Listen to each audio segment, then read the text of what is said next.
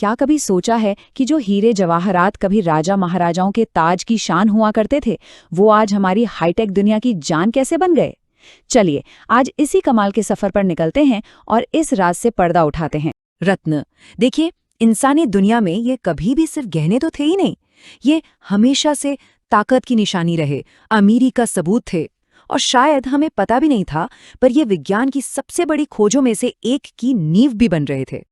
तो ये पूरी कहानी आखिर शुरू कहाँ से हुई? इसके लिए ना हमें कई सदियां पीछे जाना होगा। उस दौर में जब इन रत्नों ने पहली बार कुछ बहुत ही जरूरी सवाल खड़े किए थे। बात शुरू होती है 17वीं सदी से। उस समय ईस्ट इंडिया कंपनी भारत के रत्नों को दुनिया भर में पहुंचा रही थी।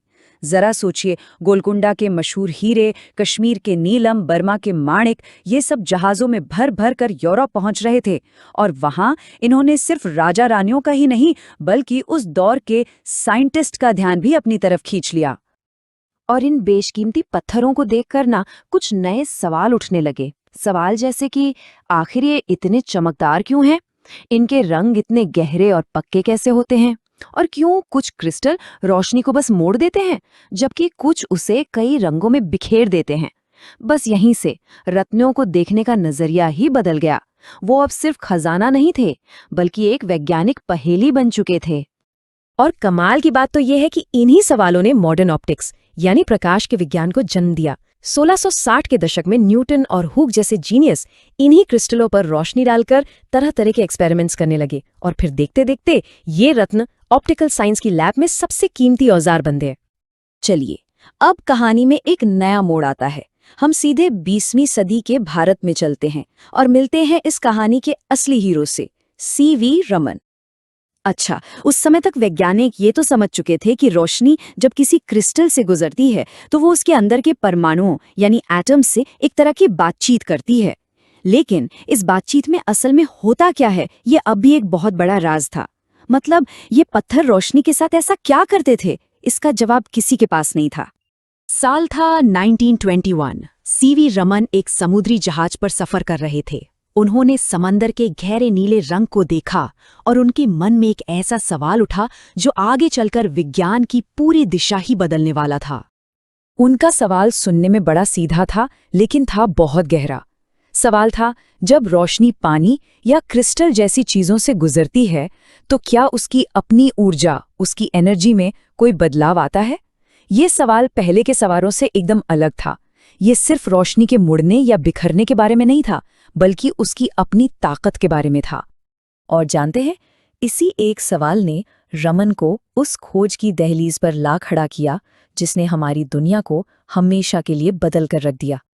अपनी लैब में वापस आके रमन ने एक बहुत ही अनोखी चीज नोटिस की। उन्होंने देखा कि जब रोशनी एक क्रिस्टल से होकर गुजरती है तो उसका एक बहुत ही छोटा सा, मामूली सा हिस्सा अपना रंग बदल लेता है। ये बदलाव इतना छोटा था कि उनसे पहले किसी की नज़र इस पर पड़ी ही नहीं थी। और बस यही खोज आज दुनिया में रमन इफेक्ट के नाम से जानी जाती है। सीधे शब्दों में कहें तो इसका मतलब था कि कोई भी चीज़, कोई भी पदार्थ रोशनी की एनर्जी को थोड़ा सा बदल सकता है। और कमाल की बात यह है कि एनर्जी में ये जो छोटा सा बदलाव आता है ना, वो उस पदार्थ का अपना एक यूनिक मॉलिक्यूलर फिंगरप्रिंट होता है। मतलब उसकी अपनी एक ऐसी पहचान जिससे कोई कॉपी नहीं कर सकता।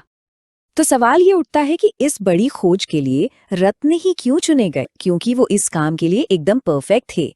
उनकी अंदरूनी बनावट बेहद स्थिर होती है, वो बिल्कुल शीशे की तरह पारदर्शी होते हैं और उनमें गंदगी या मिलावट ना के बराबर होती है।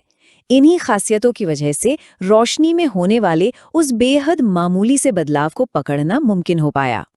इस एक खोज ने ना साइंस की दुनिया में एक के बाद एक कई क्रांति ला दी। चलिए देखते हैं कैसे। सबसे पहला और बड़ा बदलाव आया मटेरियल फिंगरप्रिंटिंग में। रमन स्पेक्ट्रोस्कोपी की मदद से आज हम किसी भी चीज को बस कुछ ही सेकंडों में पहचान सकते हैं, चाहे वो नकली हीरा हो या फिर किसी क्राइम सीन पर मिला कोई छोटा सा सबूत। दूसरा बड़ा फायदा ये हुआ कि हम चीजों की अंदरूनी बनावट को बहुत गहराई से समझ पाए।